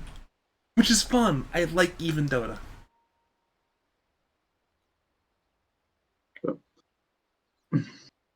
So I do have a question about Spirit Lance on Shard. Does the increased Spirit Lance illusion damage every illusion he creates, or just the one that's created by Spirit Lance? Just the one from the Lance. Okay. The illusions that come out of the Lance illusion, or in general, this be normal doppelganger illusion. Sorry, normal juxtaposed illusions. Okay. But the one that he creates with does the one that bounces to other teammates also do the plus 40% damage? The 2 illusions from the Lance will do that. Can you see the 2 illusions now? The ones mid lane. Yeah. Those 2 will do it, but the rest of the ones around it will not. Okay. That's still really strong. I think that's like a big like Kunkka. He's been doing that to Kunkka when they've been trying to push, and it's just been like ruining his hero. You know the crazy part is PL used to have that as a scepter, and nobody bought it. It was better than that. Like the shard is basically 1 extra target. Scepter would be like 6 targets, and no one bought it. No, Arteezy would build that. I remember watching some PL games. Arteezy would build it, but yeah, like nobody else would build it. DKMP is swamped, actually. He tried to ball away and TP in time, but now he's in severe danger. X-Mark, Magic Missile, Torrent, Tidebringer damage, and he's trying to man-fight. He will go. Actually, it gives the tip to Sheepstick for the swap play in time. And now, it's no Storm for 100 seconds. He does, though, have buyback. Blame it on the UI. Oops. What can you do? What can you do, indeed?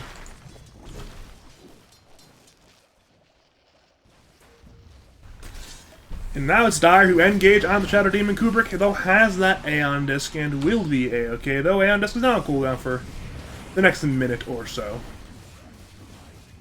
Now it's Dire.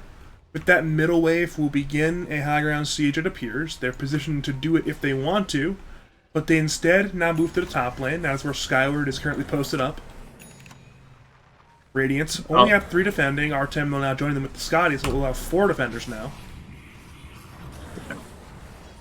Alk does have his BKB now, so he's going to be able to survive longer. It certainly will help.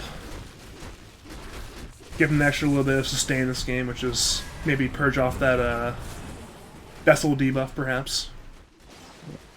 These PL illusions are starting to wreak some real havoc here. Starting to be real annoying. Yeah, I mean, we mentioned how PL in the late game, once he has items, can get real annoying, and, well, apparently the late game has arrived.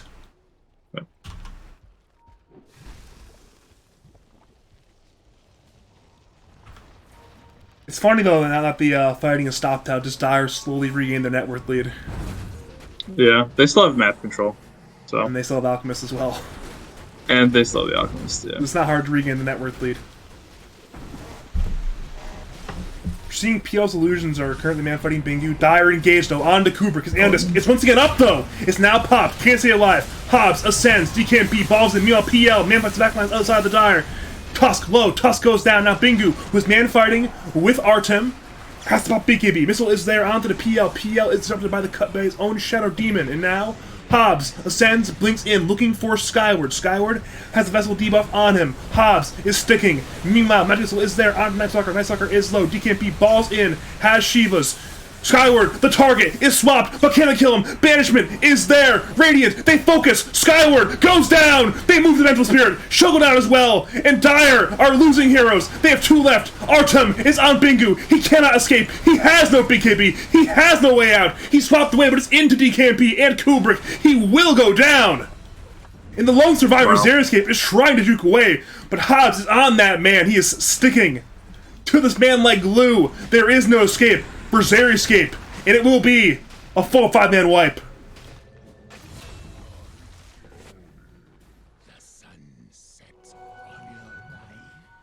Yeah. So Radiant has damage, and it's showing. And I really like how both Artem and Hobbs are playing these fights. They're choosing their targets well, and they're focusing them down. Their team is doing a good job of kind of kiting the Alchemist as well. This Aeon Disc pick up on Shadow Demon's actually coming in really clutch. He's got this Octarine Core reduced cooldown of Aeon Disc.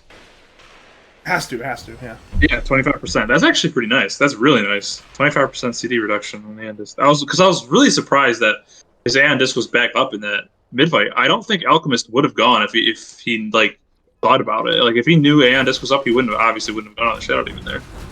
And it just came back up. So that pretty much changed the whole course of that engagement. It really was. I mean, Shadow Demon was a big deal in the team fight there with the both offensive and defensive disruptions throughout the fight. Yeah. And somehow Radiant still get no building damage. This T2 has taken like 159 damage in 2 5-man wipes. Yeah, it just takes them too long. All their waves are so hardcore shoved, it just takes them so long to get their waves back. Fighting continues. ET's being dove under the 2-2 tower bot lane. It's a boat and a torrent there. Onto 3 though. Bingu, BKB's man fights, but Radiant BKB in return. Torrent Storm is there. Dire attempt to fight under the tower. DKMP is stunned. He is low, but Artem is on Sheepstick. Sheepstick goes down. Overgrowth is there on Shadow Demon and Oracle. Dire focus backlines. Once again, Andis is there. Oracle low, not so lucky. Will go down. Now it's Hobbs. Man fighting with Bingu. Bingu low. Bingu down, but Radiant still have the numbers. They've already killed 3. They bash Xeriscape. Xeriscape goes down. It's a triple kill for Artem. And they go for more. Hobbs ascends. Wants to dive the base perhaps for Skyward. Will not do so. But it's once again a good fight. It's 4 for 1 this time. I think that's this is the point where they've now taken a commanding lead in the game. It's Radiant's game to lose now. I believe they will be getting buildings now. For sure. And it's good to see it, you know, it's good to see the comeback. You love to see comebacks. Love to see it. So I thought, like, And Radiant, they high ground. The glyph is there, but actually the creeps will remain alive. There's another wave coming in, and the illusions are...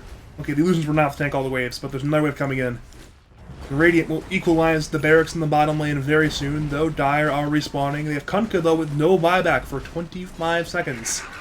The shards will delay. They're putting on that good old movement speed debuff, but it won't do very much. It's a full set of racks bottom lane. And Dire now for Radiant will respect the ability for Dire to fight, and they will fully retreat.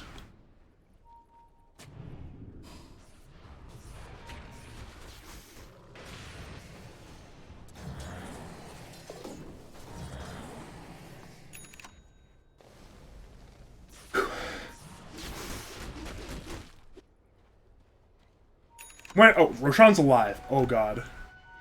Now that is a big objective for both teams. The third Roshan of the game. We're seeing, though, a dive mid lane looking for ET, but he blinked away in time away from Artem and DKMP, so... Unless he just ties him all the way to the base. I mean, it's Artem. It's going. Swap is there from Sheepstick, but now Sheepstick might just go down. ET, Sheepstick, both of them go down, and now it's...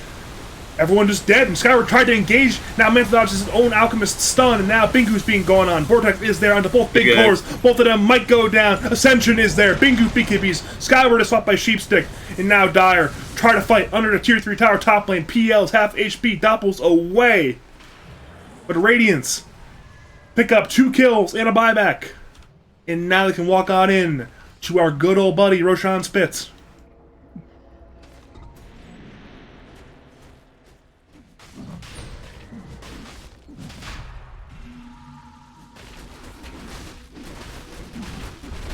This is wild. Yeah.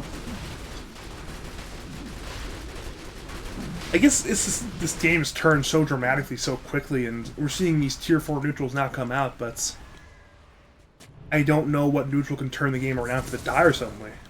Yeah, I'm trying to think of like what item out can go. It just feels like he's kind of missed his timing, you know? He's kind of had the same items for the past 10 minutes. He's gonna go for Rapier, it looks like. Got a relic, and he has it's a nullifier. Nullifier? Oh no! I mean, it makes sense to say Aeon Disc, but that is not a rapier. Yeah, I kind of wish it was the Rapier, to be honest. Me too. This PL also has a Trickster Cloak. It's probably one of the best items you can get on PL. 20% magic resistance to all of your illusions. It's just insane.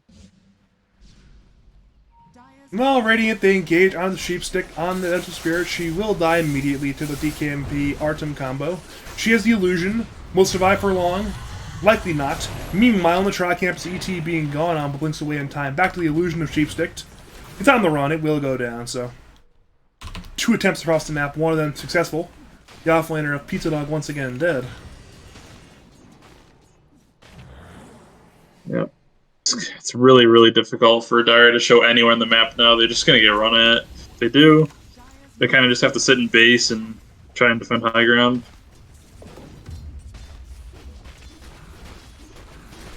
Looks like, at long last, Radiant will grab the middle tier 2 tower. Slowly but surely, they're getting the buildings. It took them so long. Like 4 or 5 attempts, but they finally bring the tier 2 mid down. Bingu defends high ground for now, but he's being kited around by Artem. Hobbs ascends, looks to engage. Vessel's there onto the Kunkka. And Sheepstick actually died back. Can't return. Torrent is there, though, on the Storm State. He has the Aegis. Skyward is there on the Kubrick. Kubrick is in danger, has the Aeon Disc for now. It's now purged off by the Nullifier, but the False Promise is there from the Oracle onto the Shadow Team. Meanwhile, in the back lines of the Dire, ET goes down to buy that. Bingo goes down as well. He will have to buy back. And now, Radiant dive tier 4 is looking for Xeriscape. Xeriscape is there. ET saves him for now. Skyward is back. He is engaging onto Hobbs. Hobbs is low, but still is flying. Meanwhile, PL, Iceless Bingu brings down Bingu. It's a dieback on the Kunkka. Gets a torrent off with his last breath, but it's not enough. Now Radiants are on the retreat. Everybody's gone but the PL, and PL is just so unkillable. Skyward stuns the illusions, but now Artem is on to ET. ET, he's on a buyback cooldown. He's being isolated. A snowball to delay for now, but he needs to do more than simply a snowball. Can he blink? Yes, he can, but Artem continues to search. Lance, though, is not enough. So ET gets away. But now Radiant are fighting the 5v4. Dire are down their middle laner for more than a minute longer. Yeah, this PL is untouchable right now. There's nothing they can do to him. Skyward desperately goes under DKMP, who actually has no Aegis. Can they kill him? No! Vortex is there. Hobbs is there. ET tried, but could not blink far enough. Now Artem from Backlines kills Sheepstick. Sheepstick dead. Skyward tries to help, but it's not enough. ET goes down as well to the rest of the Radiant, and now Dire are back to their fountain, and they know what time it is. It is GG time. And whatever. Turn the series into a 1-1. Nice comeback. Solid. Solid plays.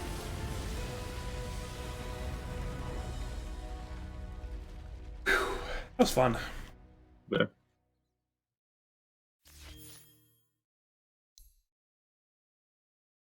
I mean, they really tempted fate there. They gave Pizzadog the Alk. They lost the lanes. And they won. They were able to weather the storm, hold on, and I think Pizzadog just got a little too comfortable in the game. They got caught out a couple times, lost some team fights, and that's all it really takes when you have Elk, you know. You have a lot of gold, you give a lot of gold.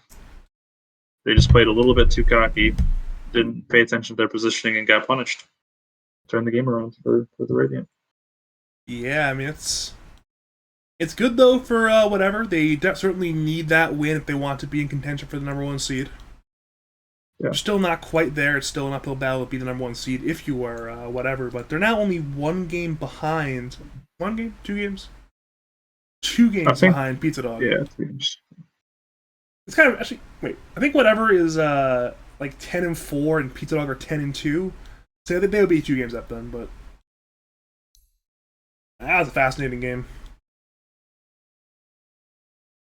Yeah, it was good. And I don't think Pizzadog really threw the game. I think whatever just kind of capitalized right at the right moments. I kind of making it sound like they did get a little sloppy, but it takes a good team to immediately pick up on that and punish it when you see it. It was nice to watch. We're at the point now. I mean, I'm feeling real good for. I'm hyped for playoffs. I'm so hyped for this year's playoffs. Yeah, I think it'll be a lot more interesting than last season's. I think last season's was just 3 to 4 teams that were obviously above and beyond the rest. But I think this season it'll be the entire pool is pretty evenly matched. I'm still of the opinion it's probably 6 or 7 teams that really hope to at least have an outside chance of winning still. So I'm hyped. Yeah, should be good. But Fume, do you have any more analysis for us before I give you an outro? No, I think so. It's a nice game 2 recovery. I think getting stopped honestly is not that bad for a team's mental health. I think it's easier to bounce back from those losses and blame it on the draft or whatever, and then go into the next game with a clean slate and kind of just play Dota. As they did. It's good. All right. Do you have any? Thank you for joining me tonight, Fume. Do you have any final words, call-outs, shouts to say to the people of League of Lads and twitch.tv/BadgerPablo? I'm only allowed to shout out Frostfire per my team name, so that is it. Shout out to Frostfire. Thanks for having me, Badger. It's enjoyable games. All right then. Thank you to the viewers for tuning in for a very exciting 1-1 draw of whatever. Taking on Pizzadog. I look forward to casting both these teams in the near future, I'm sure. Wouldn't be shocked to see these 2 teams have a playoff rematch at some point. My name is Badger. If you enjoyed my casting, want me to cast your games or cast your tournaments, you too can contact me over on Discord as Badger number 5713, or contact me on Twitter. It's twitter.com/BadgerDota2. And as per always, thanks for watching, and have a great night.